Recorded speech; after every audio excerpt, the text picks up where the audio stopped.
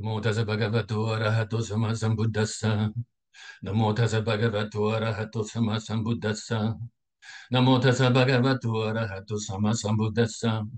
Buddham saranam gacchami, Dhammam saranam gacchami, Sangham saranam gacchami, Dutayambi Buddham saranam gacchami, Dutayambi Dhammam saranam gacchami, Dutayambi Sangham saranam gacchami, Tadayambi Buddham saranam gacchami, Tadayambi Dhammam saranam gacchami, Tadayambi Sangham saranam gacchami. Namo Buddhaya, Namo Dharmaya, Namo Sanghaya. Namo Buddhaya, Namo Dharmaya, Namo Sanghaya. Namo Buddhaya, Namo Dharmaya, Namo Sanghaya. I take refuge until I am enlightened in the Buddha, the Dharma, and the Sangha. Through the positive potential I create by practicing the 6 paramitas, may I soon attain enlightenment in order to benefit all sentient beings. I take refuge until I am enlightened in the Buddha, the Dharma, and the Sangha. Through the positive potential I create by practicing the 6 paramitas, may I soon attain enlightenment in order to benefit all sentient beings. I take refuge until I am enlightened in the Buddha, the Dharma, and the Sangha. Through the positive potential I create by practicing the 6 paramitas, may I soon attain enlightenment in order to benefit all sentient beings. I take refuge until I am enlightened in the Buddha, the Dharma, and the Sangha. Through the positive potential I create by practicing the 6 paramitas, may I soon attain enlightenment in order to benefit all sentient beings. May all sentient beings have happiness and its causes. May they be free from suffering and its causes. May they never be parted from the happiness beyond suffering. May they abide in equanimity, free of bias, attachment to the near, and aversion from the far. I shall cause this. Great compassionate Buddha, please inspire me to be able to do so. Reverently, I prostrate with my body, speech, and mind, and present clouds of every types of offerings, actual and mentally transformed. I confess all of my negative actions accumulated since beginningless time, and rejoice in all the virtues of all holy and ordinary beings. Please remain until cyclic existence ends, and turn the wheel of Dharma for all sentient beings. I dedicate the virtues of myself and others to the great enlightenment. However innumerable all sentient beings are, about to save them all. However inexhaustible my delusions are, about to extinguish them all. However immeasurable the Dharma teachings are, about to master them all. However endless the Buddha's way is, about to follow it completely. Om Mani Padme Hum. Om Mani Padme Hum. Om Mani Padme Hum.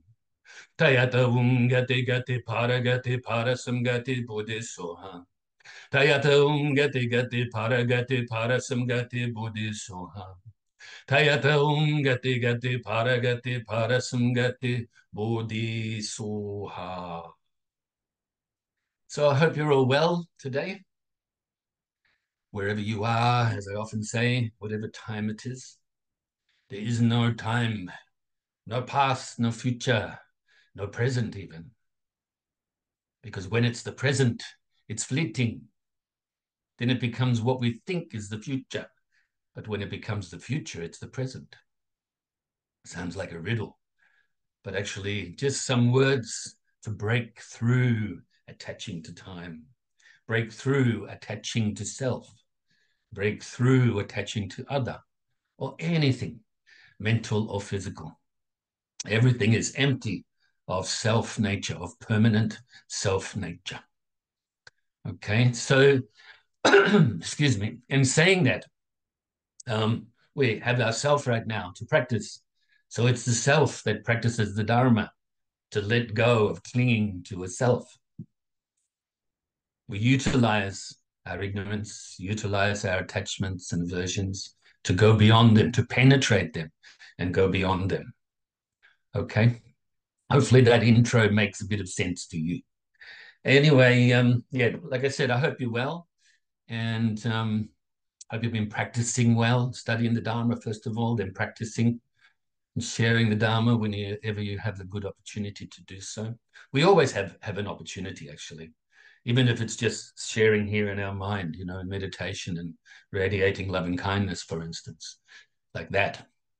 But also you can, when you're in contact with others too, it could be just verbally, it could be on the telephone, it could be over a fence, hi, you know, It could be with people sort of intimately as well. So you always have an opportunity. So show and tell, I thought we'd do now.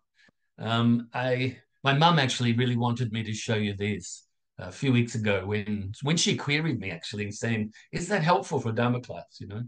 And I said, "Yeah, maybe it is. It's got a little bit of fun, a little bit of variety, but also to share some experience and hopefully encourage you, to practice the Dharma and perfect your perfections."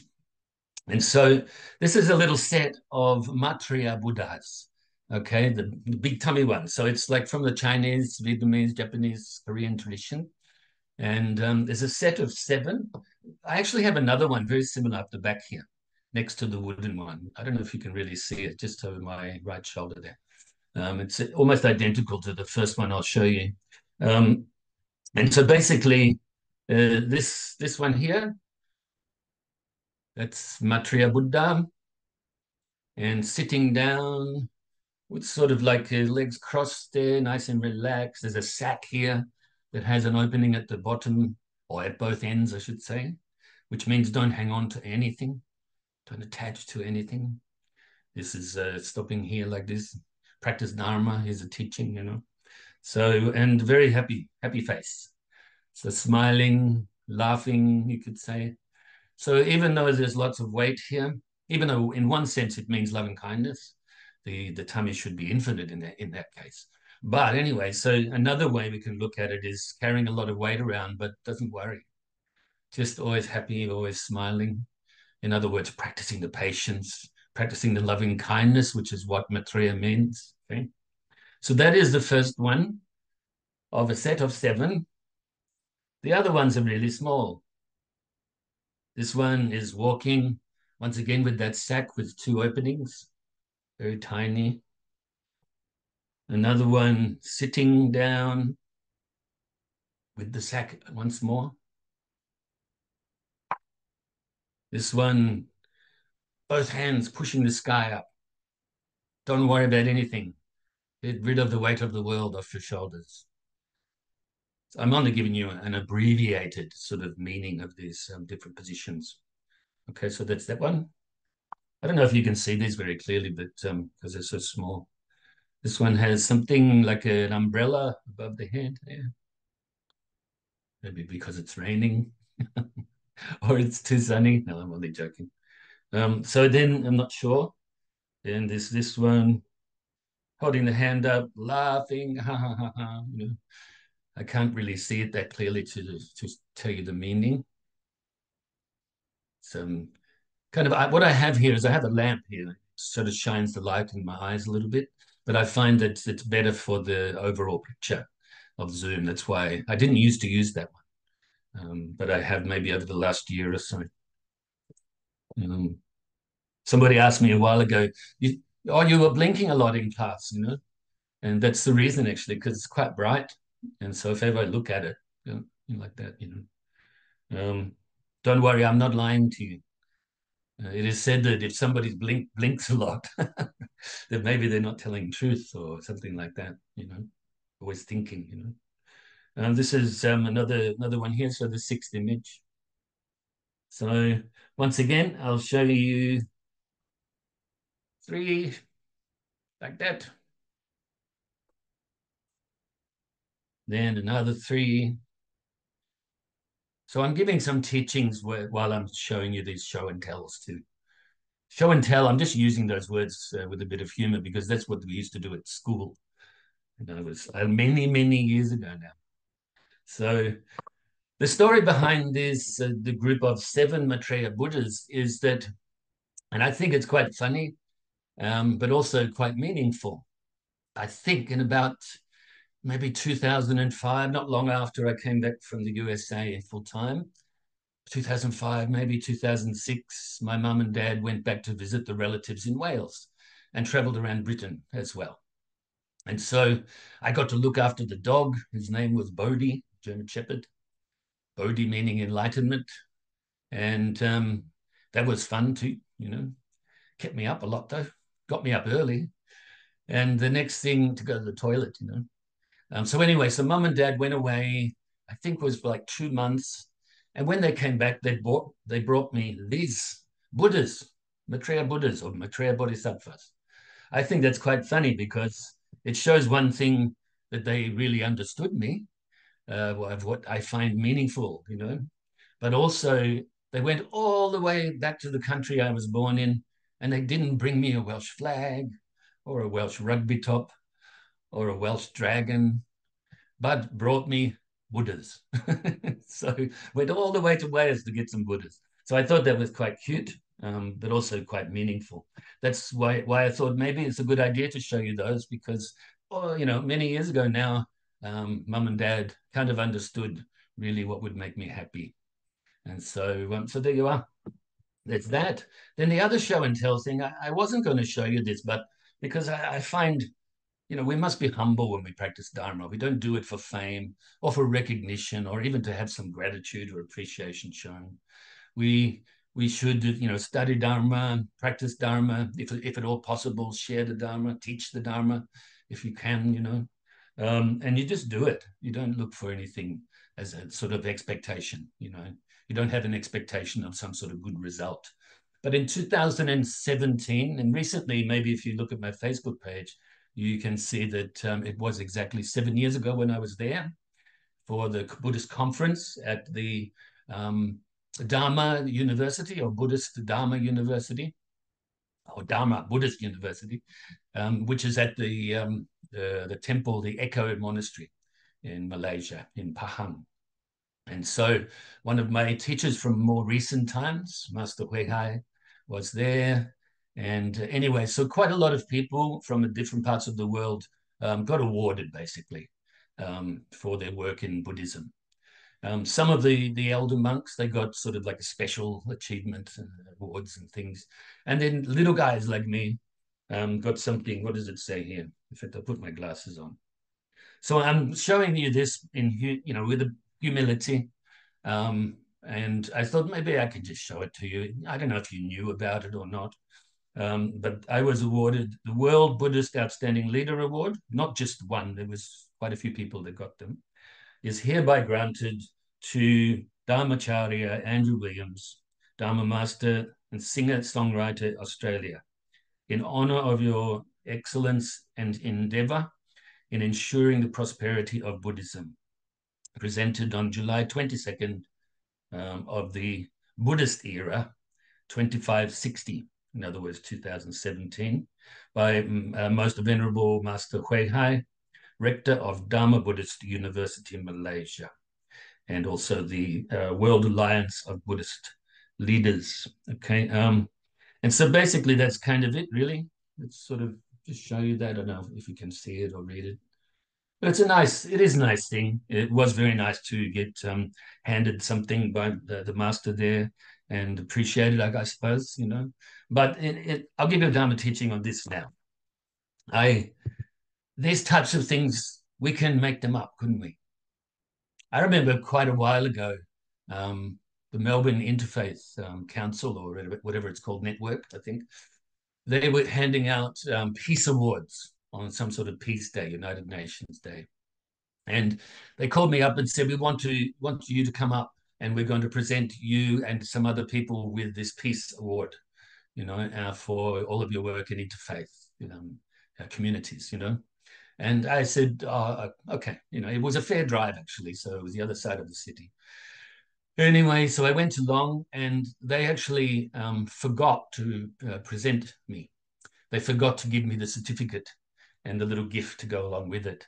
So in their haste, I suppose, to quicken up their process of organizing everything, they forgot me. So I'm sitting there, and no problem, and no problem. And then it comes to the end of the presentations. Oh, okay. So, and then I thought, well, that's life. Don't worry about it. I came here, I saw some nice people, whatever. And so then as I was leaving, they run up to me and sort of, tap me on the shoulder and say, oh, we're so sorry. Oh, no, we'll just wait a minute and we'll go and write it. And I thought to myself while I was waiting, and not belittling this, okay, because these types of things, I'm not belittling presentations like this, because they are important to some people, especially people that present them, I think, you know.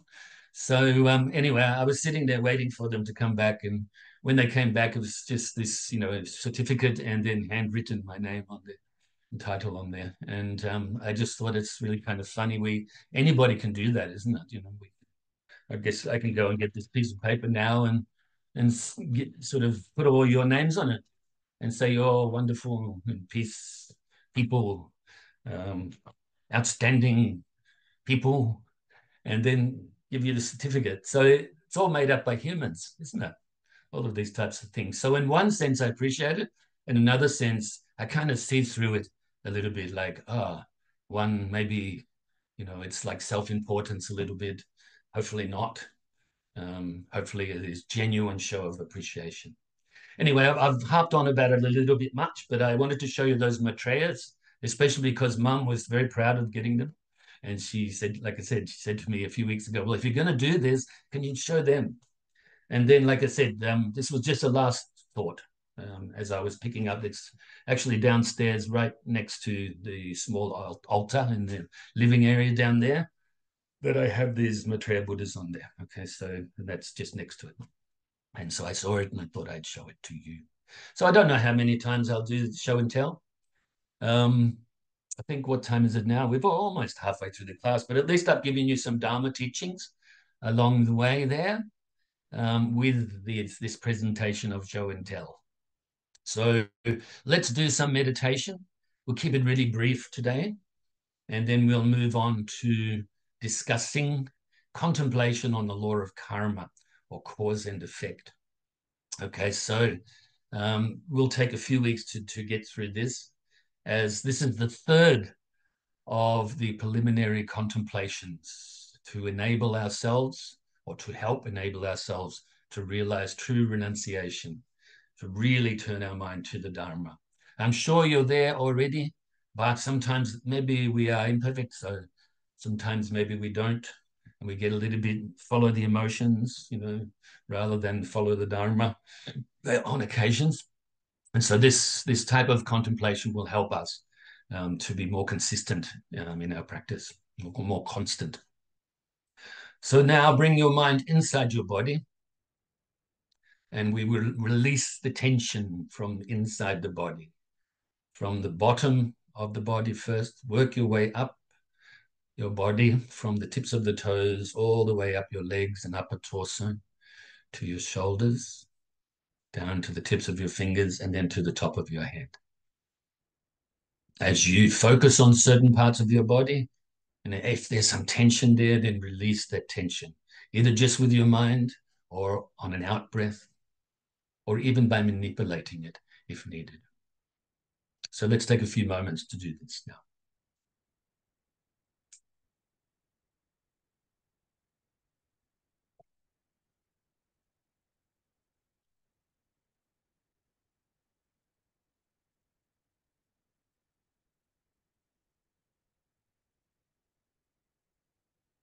And once you've done this, scan your body once more, just to see if there's any leftover tension that you can release. And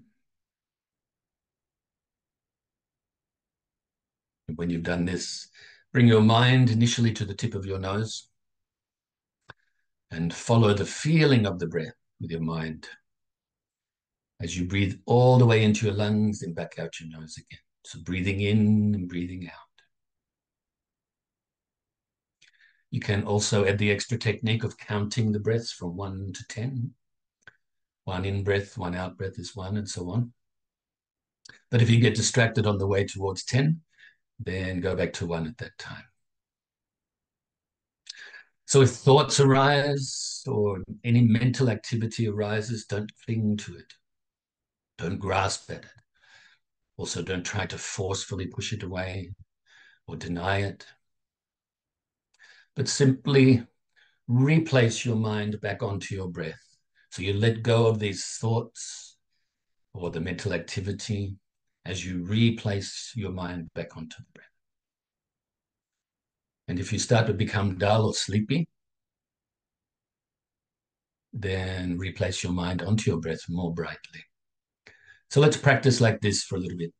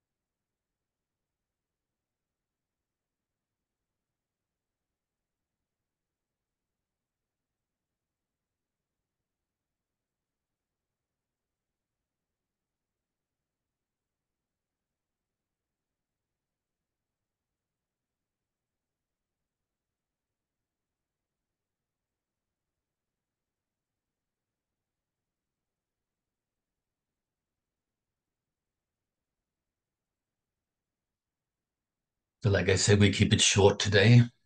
You can feel pleased with yourself right now for engaging in this short meditation practice. You should do it for longer in your own time. And we will do it for a little bit longer normally as well. But any time you practice meditation is helpful. I call it meditation in a cup, like 2-minute soup or 3-minute soup, whatever they call it, or 3-minute noodles. Good for you. So now fill yourself with the universal loving kindness, utilizing the white light, the white nectar visualization technique. Or if you prefer, you can just go with the feeling of this universal loving kindness. Fill yourself with so much loving kindness now that it overflows and radiates outwards to others. Initially, your family, your friends, your loved ones. Fills them with the universal loving kindness too.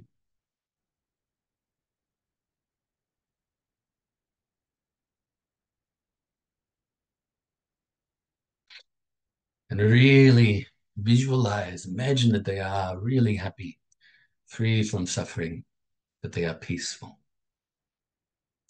Now also include strangers, those people that you're indifferent towards, and do likewise.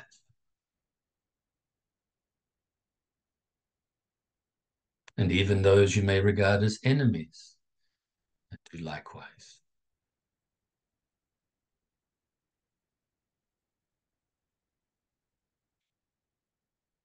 Now we will radiate this loving kindness out further and further distance-wise, starting around your immediate area initially, to all living beings now, not just people. The living beings that you have an affinity for, those of them that you're indifferent towards, and also those living beings that for whatever reason you may fear or find repulsive.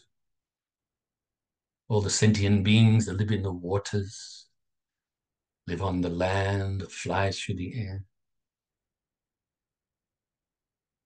whether born from wombs, moisture, through transformation, or from eggs.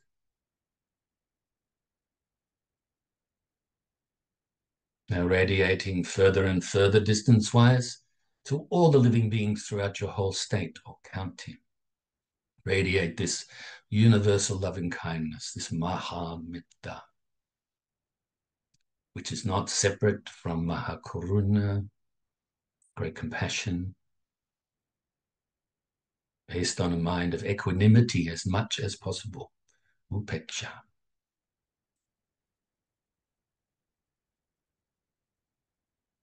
And throughout other states and counties throughout your whole country.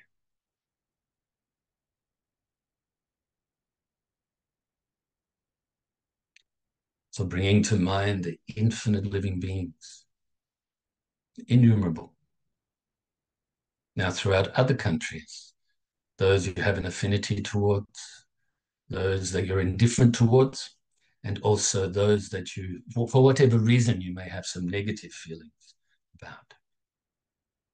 Until your loving kindness pervades throughout this whole planet, through all of the countries, all of the oceans, all the way to the core of the earth and to the outermost atmosphere. And beyond this planet alone, throughout the whole solar system and the whole galaxy, the whole universe and beyond. And have your loving kindness, which is generated in your own heart, now radiate throughout infinite space.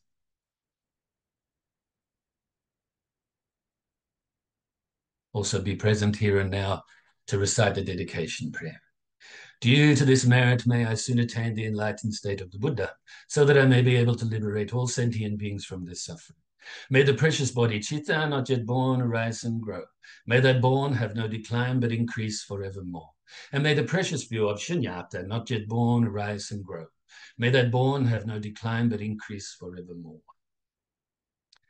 Okay, so now, like I mentioned, we will continue our discussion on contemplation, on karma, just starting this one. The last little bit of time, we contemplated the precious human birth. We contemplated impermanence, anicca, and now we contemplate the law of karma, the law of cause and effect, or karma and vipakya. Okay, so after that, after we finish with this one, of course, then we will do the fourth of these contemplations, which is the unsatisfactory nature of cyclic existence or samsara. Okay, and then after that, I won't go too far ahead, but I'll give a short commentary on interdependent origination or paticca samutpada. Okay, so there I'm spending more time than I was going to, a lot more, on these subjects, okay, on these teachings. But as we go past, I've gone past the teachings in my book. It's come to my mind that we need to sort of contemplate this, to have some commentary on these things, and it can be very helpful. And until I hear otherwise, I'll continue to do it. Remember, there's no finishing. I remember a long time ago, one of my teachers, Geshe Gelsen, Tibetan Lama, he was asked by somebody, have we finished the teaching? He said, we never finished. Never finished the teaching. Even when you become Buddha, still spontaneously radiating the universal love and kindness, compassion, the teachings, so on, okay? Hard to understand that, but that is the nature of the natureless, the Tathagata Garbha, the Buddha nature. Okay, so I won't bother sort of reading the teaching from the book. You've heard it many times, most of you. We only have a short time today because I remind you, I did give some teachings while I was showing you those few statues and things like that. So look at the video, review the video either on the YouTube channel or on Facebook, and then look for those little subtle teachings, okay? The first one on anatta, shunyata, right at the beginning. Okay, these types of teachings are what we call pith teachings in a sense, sort of go right to the core and, kind of spontaneous, really. All right, so I'm going to read you this article. It's quite long. I'm not going to give commentary on certain aspects because otherwise it will take months to do. Okay, so certain things that are easy to understand, I won't give more commentary on. And even there's a few things there that are quite deep, and I may not give commentary on them either. Excuse me. We'll see how we go. I haven't even read this for a long time. I didn't prep, as we normally say. Okay, so bear with me. Contemplation on karma. So I wrote this article initially in point form for Dharma classes many years ago, even up to 20 years ago. So not quite that long, but something like that. And then rewrote it in an article way, in an article form, teaching way. Probably 2020, so when we were in lockdowns and things like that. I rewrote quite a lot of things. Okay, so the Buddhist belief in the universal law of karma is a view that has been thoroughly checked and analyzed by many great practitioners and realized masters since the time of the Buddha. Conviction in its validity is gained through logical reasoning. It should not simply be followed blindly. Karma means action or cause. Some of you actually know some of this article because I've chopped it up into bits and put it on Facebook, things like that. Any action of body, speech, or mind places an imprint, an energy potential or seed in the mind. Mental seeds are planted through your awareness of what you do, say, or think. The imprints of these actions are left on the mind stream and carried on moment by moment, with the present moment of mind coming from the previous moment of mind. When the necessary supporting conditions are in place, this imprint or latent potency manifests as perceptions or experiences of happiness or suffering. We can liken this to a biological seed, which ripens when the contributing causes and conditions of water, soil, sun, and the like are gathered together. Excuse me, stuttering there. There are three types of action: virtuous, non-virtuous, and neutral. With virtuous actions, the karma ripens as something desirable, a feeling of pleasure in the short term, and ultimately protects you from suffering. With non-virtuous actions, the karma ripens as something undesirable, a feeling of suffering and pain. With neutral actions, the karma is neither virtuous nor non-virtuous and ripens as something neither desirable nor undesirable. We should thoroughly contemplate well upon the virtuous and non-virtuous actions and their results, so that we ourselves act properly in regards to what to do and what not to do, what to adopt and what to abandon, what to pick up and what to put down. It is said that there are 4 laws of karma. 1, karma is fixed. Virtuous or good actions must cause pleasure. Non-virtuous or harmful actions must cause suffering. 2, karma expands. As with biological seeds, results are vastly greater than the causes. 3, karma not committed cannot produce a result. We cannot expect the results and benefits of meditation, for example, if we don't create the causes by practicing meditation. Number 4, karma, when committed, must produce a result. Once created, karma would not simply disappear. It remains in the mind stream and will ripen in due time, unless purified.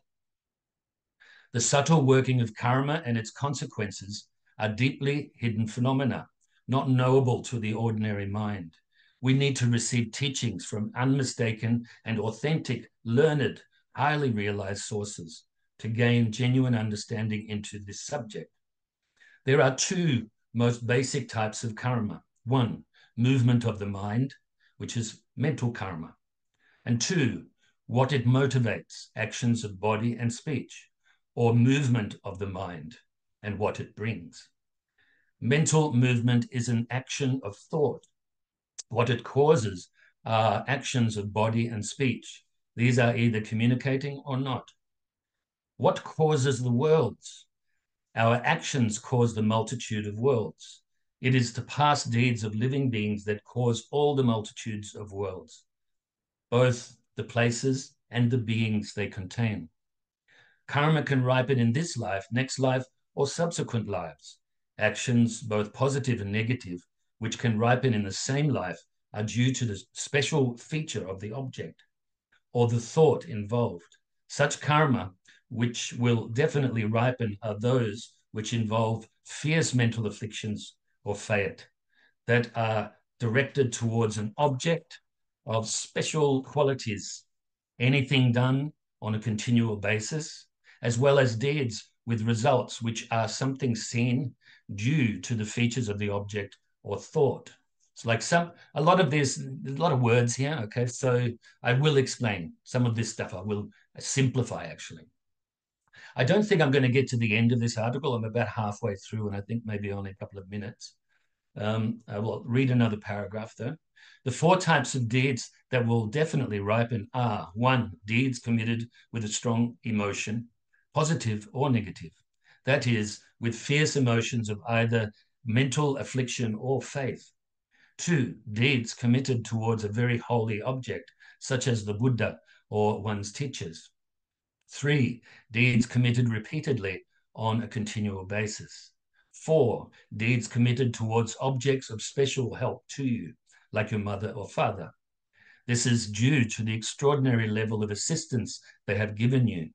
They have given you a human body capable of reaching enlightenment. And so I'll just say to you right now, because I'll probably get cut off, I rejoice in your goodness. Hopefully you're being patient in these classes. And I will definitely go straight into this next week after the meditations. And then if we do show and tell, it'll be towards the end. All right. So I want to sort of finish this, but unfortunately I can't, I don't think. All right. So I rejoice in your goodness, study well, practice well, share the Dharma well, be happy, smile more, worry less, be less anxious, live in the moment, past gone, future's not here. All right. So I will continue to read a little bit and probably, like I said, get cut off. The two features of a deed that can cause it to ripen in the same life are: 1, deeds committed towards a powerful object; 2, deeds committed with a very powerful or extraordinary motivation. The 4 features that make an object special are: 1, a higher form of life. For example, deeds committed towards a human being are more powerful than towards an animal, as the former has a greater chance of attaining enlightenment in this life. 2, beings in a state of serious suffering. 3, someone who has given you very special assistance. 4, someone who possesses high spiritual qualities or realizations, as they have reached various unstained states, totally involved with helping all living beings. Whether helping or harming such objects with these very special features will surely lead to a quick experience of an appropriate result. The 4 types of consequences from a karmic action are: 1, a ripened result, refers to the type of rebirth a being will take. For example, for killing, depending on the intensity of the mental poisons, rebirth will occur in one of the states of suffering, in the hell realm, the hungry ghost realm, or the animal realm. 2, a corresponding experience result,